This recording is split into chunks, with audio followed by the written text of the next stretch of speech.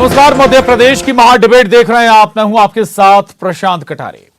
तो निकाय चुनाव में राजनीतिक दलों के ऐसे रोड शो, धुआंधार चुनावी सभाएं और जुलूस पहले कब देखे थे आपने? ऐसा कब हुआ था कि दोनों पार्टियों के दिग्गज चुनाव में दिन रात एक करते हुए सड़कों पर उतर जाएं?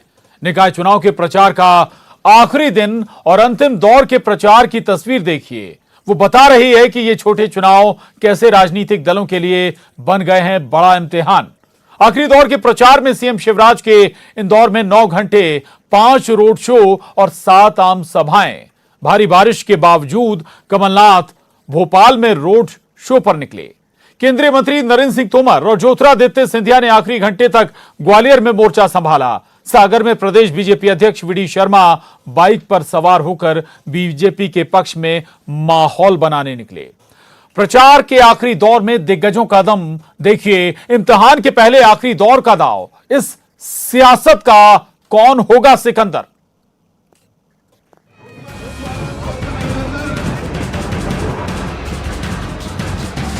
निकाय चुनाव के प्रचार के आखिरी घंटे और पूरी ताकत झोंकते बीजेपी कांग्रेस के दिग्गज। इंदौर में सीएम शिवराज का 9 घंटे का चुनावी दौरा, 5 रोड शो और 7 आम सभाएं। देखिए, बुनियादी तौर पर मैं ये मानता हूँ कि हर गरीब को फ्री में राशन मिलना चाहिए कि नहीं? भारतीय जनता पार्टी की सरकार दे रही है, कांग्रेस ने कभी दिया था क्या? अब दूसरी चीज, रहने की जमीन हर गरीब के पास होनी चाहिए कि नहीं? ग्वालियर में केंद्रीय मंत्री नरेंद्र सिंह तोमर और ज्योतिरादित्य सिंधिया बीजेपी उम्मीदवार सुमन शर्मा के पक्ष में चुनाव प्रचार की कमान संभाले हुए हैं। प्रचार के ढंग देखिए। इस तरह का उत्साह नजर आ रहा है ग्वालियर में। जनता का विश्वास विकास के प्रति, जनता का विश्वास प्रगति के प्रति, जनता का विश्वास मोदी जी और शिवराज सिंह जी के प्रति, उसी की झलक है। और ग्वालियर को विकास और प्रगति के रास्ते पे हम लोग संकल्पित होकर आगे बढ़ाएंगे। ग्वालियर में भारतीय जनता पार्टी के प्रति अपार उत्साह है। जनता का आशीर्वाद मिलेगा और हम 6 तारीख को चुनाव जीतेंगे। भोपाल में मूसलाधार बारिश के बावजूद कांग्रेस का रोड शो। कमलनाथ ने रोड शो की अगुवाई की। दावा ये भी है कि भोपाल की तस्वीर बदल देगी कांग्रेस। अगले 10 साल का हमें नक्शा बनाना है। अगले 10 साल का नक्शा बनाना है। भोपाल 10 साल बाद क्या होगा? सर, आप भविष्य का चुनाव बता रहे हैं इसे? हर चुनाव का अपना महत्व होता है। आखिरी दौर के प्रचार में नेताओं के प्रचार के ढंग भी बदल दिए हैं। सागर में वी.डी. शर्मा ने बाइक रैली निकालकर प्रचार किया। मध्य प्रदेश के शहरों का चुनावी शोर थम चुका है। कुल 133 नगरीय निकायों में 6 जुलाई को पहले चरण के चुनाव की वोटिंग होगी। इनमें भोपाल, इंदौर, जबलपुर, ग्वालियर समेत कुल 11 नगर निगम शामिल हैं। Bureau report, news 18 Madhya Pradesh, Chhattisgarh. तो कहने को तो ये निकाय चुनाव है, लेकिन अंदाज अलग है यहां पर प्रचार प्रसार का। और तमाम जो दिग्गज हैं, हम ये कहें कि कांग्रेस बीजेपी के जो मुखिया हैं या सर्वे सर्वा हैं प्रदेश में, वो खुद मैदान में उतरे। आज मुख्यमंत्री शिवराज सिंह चौहान ने अकेले इंदौर में 9 घंटे गुजारे हैं, जिनमें कई रोड शो, जनसभाएं और लोगों से लगातार बातचीत, 1-to-1 संपर्क भी है। इससे आप अंदाजा लगा सकते हैं ये कितने महत्वपूर्ण और कितने अहम हो जाते हैं ये चुनाव। दूसरी तरफ अगर हम देखें कांग्रेस के लिए, तो पीसीसी चीफ कमलनाथ खुद भोपाल में रोड शो करने निकले। बारिश के दौरान भी रोड शो लगातार आगे बढ़ता रहा है। ये इस इंटेंसिटी से प्रचार, और बात केवल इन 2 नेताओं की नहीं बल्कि इसके बाद भी ज्योतिरादित्य सिंधिया से लेकर नरेंद्र सिंह तोमर, वी.डी. शर्मा बीजेपी के पक्ष में वोट मांगते नजर आए। और इसी अंदाज में कांग्रेस में भी जो दिग्गज नेता हैं वो कांग्रेस के उम्मीदवार के लिए वोट मांग रहे हैं। बहुत महत्वपूर्ण, और इतने महत्वपूर्ण, लेकिन हुए क्यों ये चुनाव, ये अपने आप में सवाल है। हमारे साथ खास मेहमान जुड़ रहे हैं कांग्रेस से। प्रवक्ता है रवि सक्सेना जी, महामंत्री हैं कांग्रेस कमेटी के। बहुत स्वागत है रवि सक्सेना जी आपका। और न्यूज 18 संवाददाता भोपाल से अनुराग श्रीवास्तव हमारे साथ जुड़े हैं इस खास चर्चा में। अनुराग, सवाल यहीं से शुरुआत करेंगे हम चर्चा की। आखिर इतने महत्वपूर्ण क्यों हो गए ये चुनाव? निकाय हैं, लेकिन लग रहा है कि शायद विधानसभा में भी इस अंदाज में प्रचार नहीं होता।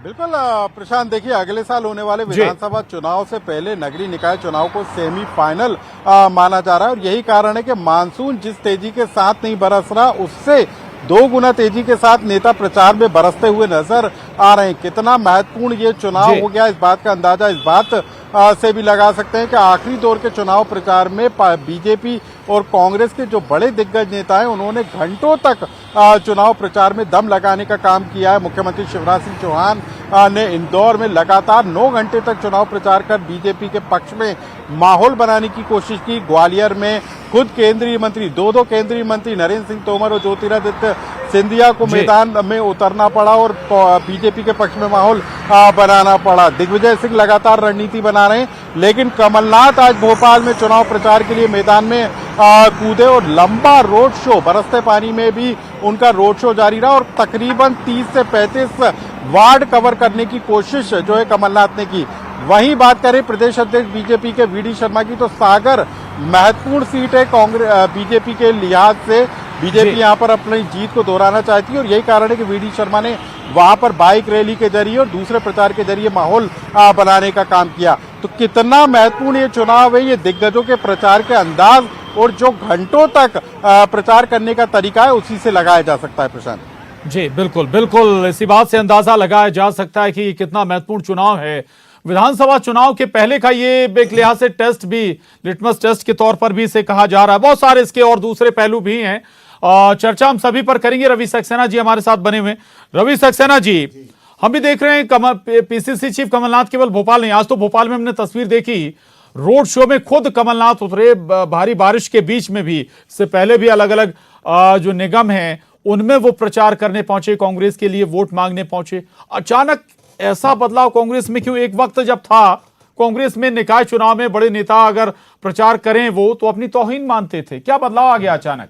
नहीं प्रशांत, ऐसी कोई बात नहीं है, क्योंकि हर चुनाव महत्वपूर्ण होता है और हर चुनाव को पूरी शिद्दत के साथ, पूरी ताकत के साथ, पूरी मेहनत के साथ कांग्रेस पार्टी जीतना चाहती है। और जब से माननीय कमलनाथ जी ने पीसीसी चीफ के रूप में अपनी बागडोर संभाली है, जब से कार्यकर्ताओं में एक बहुत उत्साह है। और वो उत्साह इसलिए है क्योंकि वो एक विश्वसनीय नेता हैं। उन्होंने जो कहा वो किया।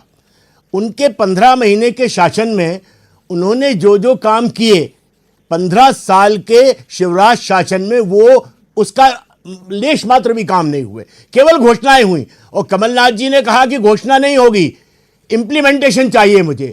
और यही अधिकारियों पे दबाव था कि तय समय सीमा के अंदर सारे काम हुए।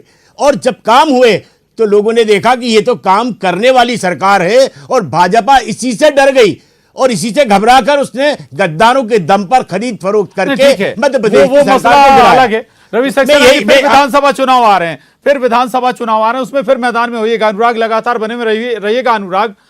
लेकिन एक सवाल और भी है रवि सक्सेना जी, ऐसा क्यों है कि केवल एक बड़ा चेहरा नजर आ रहा है हमें कांग्रेस में, और कोई ऐसे चेहरे नहीं है क्या जिन पर आप पूरे प्रदेश में भरोसा कर सकें कमलनाथ जी के अलावा? नहीं, मुझे नहीं लगता कि आपको ऐसा लग रहा होगा। माननीय दिग्विजय सिंह जी लगातार मेहनत कर रहे हैं। वो उन्होंने रोड शो किए, घर घर जाके उन्होंने किए काम, वार्डों में गए हैं, पद यात्राएं की हैं। अरुण यादव पूरी तरह से बुरहानपुर और खंडवा में मोर्चा संभाले हुए हैं। माननीय सुरेश पचौरी जी भोपाल में मोर्चा संभाले हुए हैं। और जितने भी हमारे बड़े नेता हैं, हमारे विधायक हैं, हमारे पूर्व मंत्री हैं, चाहे जीतू पटवारी जी से लेके और सज्जन सिंह वर्मा तक, सारे लोग जो है पूरी तरह से बिल्कुल मानते हैं। जितने नाम आपने गिनाए उनमें बिल्कुल मानता हूं कि, लेकिन ये इनका आपने पर्टिकुलर एक क्षेत्र तय कर दिया।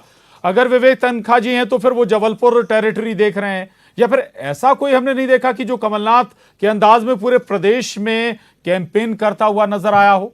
प्रशांत, आपने सुना होगा कि एक साधे सब सदे और सब साधे सब जाए।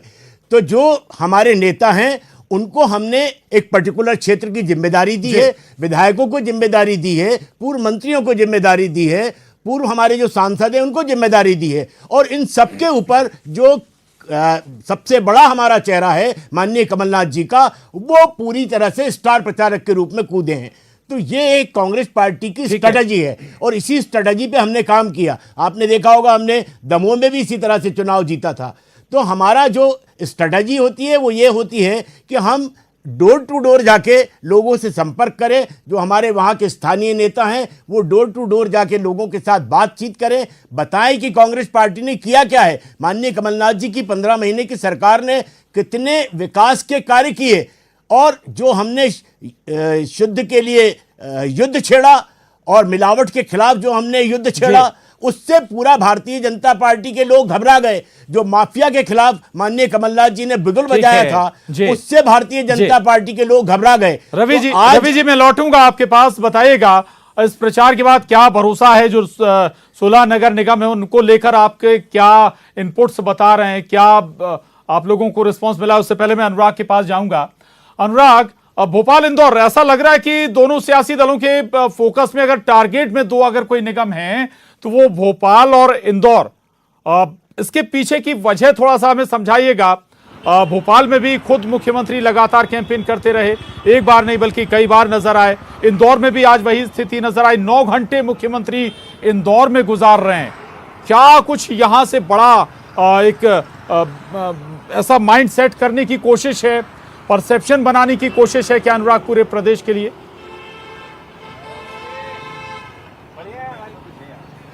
देखिए प्रशांत, यदि हम 16 नगर निगम के चुनावों को देखें तो सबसे महत्वपूर्ण 2 शहरों का चुनाव नजर आता है। हालांकि ग्वालियर भी बेहद महत्वपूर्ण है क्योंकि वहां पर ज्योतिरादित्य सिंधिया और नरेंद्र सिंह तोमर भी जोर लगाते हुए नजर आ रहे हैं। लेकिन भोपाल इस लिहाज से भी महत्वपूर्ण हो जाता है क्योंकि ये राजधानी है और यहाँ पर जो हार जीत होगी वो पूरे प्रदेश में एक बड़ा संदेश देगी। तो 2 चरण के चुनाव होना है, लेकिन भोपाल का संदेश आगे आने वाले विधानसभा चुनाव पर भी बेहद असर डालने वाला होगा। दूसरा, इंदौर जो है वो भी महत्वपूर्ण है क्योंकि वो बड़ा शहर है, औद्योगिक नगरी, और वहां पर भी बीजेपी और कांग्रेस के लिए जीत और हार बेहद मायने रखाती है। वहां पर भी पुष्यमित्र भार्गव और संजय शुक्ला के बीच में जो कड़ा मुकाबला माना जा रहा है। तो ये 2 चुनाव 2 बड़े शहरों के लिहाज से भी यदि हम देखें तो पूरे प्रदेश को कवर करने वाले हो सकते हैं। यदि भोपाल से हम देखें तो यहाँ का जो मालवा, जो यहाँ से महाकौशल का क्षेत्र शुरू होता है, मध्य भारत का क्षेत्र होता है, यहाँ पर हार और जीत बीजेपी की और आने वाले भविष्य की राजनीति तय होगी। और इसी तरीके से इंदौर में भी भविष्य की राजनीति तय होगी। ये जो महानगर हैं जिनमें भोपाल, इंदौर, ग्वालियर का भी जिक्र कर रहे हैं, इनमें एक और नाम जोड़ दें तो जबलपुर भी उनमें शामिल है रहेगा। अनुराग, लौटूंगा आपके पास और हमारे साथ उमेश शर्मा जी जुड़े। उमेश जी, कुछ देर हो गई, थोड़ा सा कम वक्त बचा है चर्चा में, लेकिन उमेश जी एक सवाल है कि आखिर ऐसा क्या अन पड़ा कि आपको खुद मुख्यमंत्री को मैदान में उतारना पड़ा, पार्टी को? ग्वालियर में सिंधिया जी को उतारना पड़ा, नरेंद्र सिंह तोमर जी को उतारना पड़ा, वी.डी. शर्मा साहब को मैदान में उतारना पड़ा। क्या हो गया? निकाय चुनाव ऐसे क्या, मतलब आप लोगों ने क्यों इतना फोकस कर लिया? नहीं, मुझे लग रहा है कि बड़े घर की बारात है और बड़े घर की बारात में साफे पहन के फूफा जी भी जाते हैं, ताऊ जी भी जाते हैं, मासा जी भी जाते हैं, मामा जी भी जाते हैं।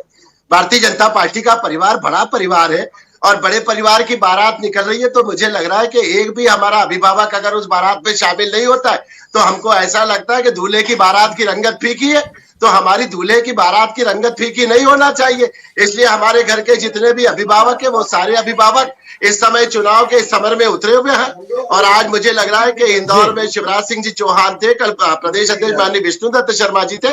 पूरे मध्य प्रदेश के अंदर इस समय चुनाव का वातावरण बना हुआ है और भारतीय जनता पार्टी के जितने प्रत्याशी हैं, स्वाभाविक रूप से उन सबकी इच्छा होती है कि उनको अपने अभिभावकों का आशीर्वाद प्राप्त हो।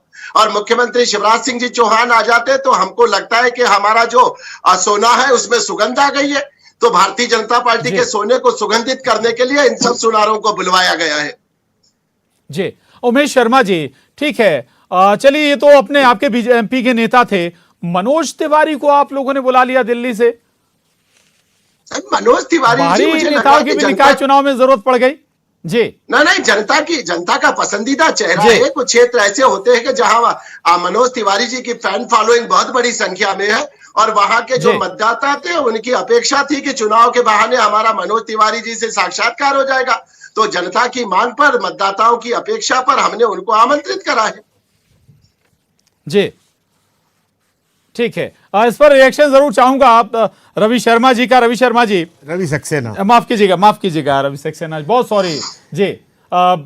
अभिभावक हैं, अगर नेता जा रहे हैं तो इसमें कोई आपत्ति नहीं होनी चाहिए। रिएक्शन उमेश शर्मा जी का। नहीं, उमेश शर्मा जी ने बहुत अच्छी अपनी पोल खुद ही खोल दी कि ये झूठों की बारात है और ये झूठों की बारात में सब लोगों को होना चाहिए। अकेले शिवराज जी की घोषणाओं से काम होने वाला नहीं है, तो कुछ विश्वसनीय चेहरे भी साथ में रख दें, नहीं तो ये झूठों की बारात को कौन मानेगा जो लगातार घोषणावीर हैं, घोषणाएं करते थकते नहीं है। 18 साल हो गए, 21,000 घोषणाएं कर डाली, 2100 घोषणाएं भी आज तक पूरी नहीं हुई, तो अब जनता उनकी बात पे विश्वास करती नहीं है। तो अब एक झूठों की बारात निकाली गई है। चल बहुत आखिरी लाइन उमेश शर्मा जी, घोषणाएं हुई हैं, पूरी होंगी अगर जीत मिलती है तो? निश्चित 2 लाइन में आंसर। निश्चित रूप से हो गई। मुझे तो लग रहा है सर कि यह मैयत का बैंड 18 साल से कांग्रेस पार्टी बजा रही है, पर इस मैयत के ढोल बजने से कोई अंतर भारतीय जनता पार्टी आपकी यही भाषा आपको हरवाएगी, यही आपकी भाषा आपको हरवाएगी। ये कौन सी भाषा आप बोलते हैं उमेश जी? आपका मानसिक संतुलन गड़बड़ा गया है। ये कौन सी भाषा बोलने रहे हैं आप तो पहले बुद्धिजीवियों में आते थे, अब तो आप ऐसी भाषा बोलने लगे हो। मुझे तो माफी चाहूंगा आपको, आप जैसे लोग जो है ठीक है पार्टी ने प्रवक्ता बना कैसे? शांत हो जाए, प्रचार भी थम चुका है, प्रचार खत्म हो चुका है, बस डोर टू डोर एक दिन बचा है। डोर टू डोर जाइएगा, अपने लिए वोट मांगिएगा पार्टी के लिए। जी माफी चाहूंगा उमेश शर्मा जी, रवि सक्सेना जी, अनुराग हमारे साथ है। शुक्रिया आप सभी का इस चर्चा में शामिल होने के लिए। तो मध्य प्रदेश की महा डिबेट में बस इतना ही। खबरों का सिलसिला जारी है।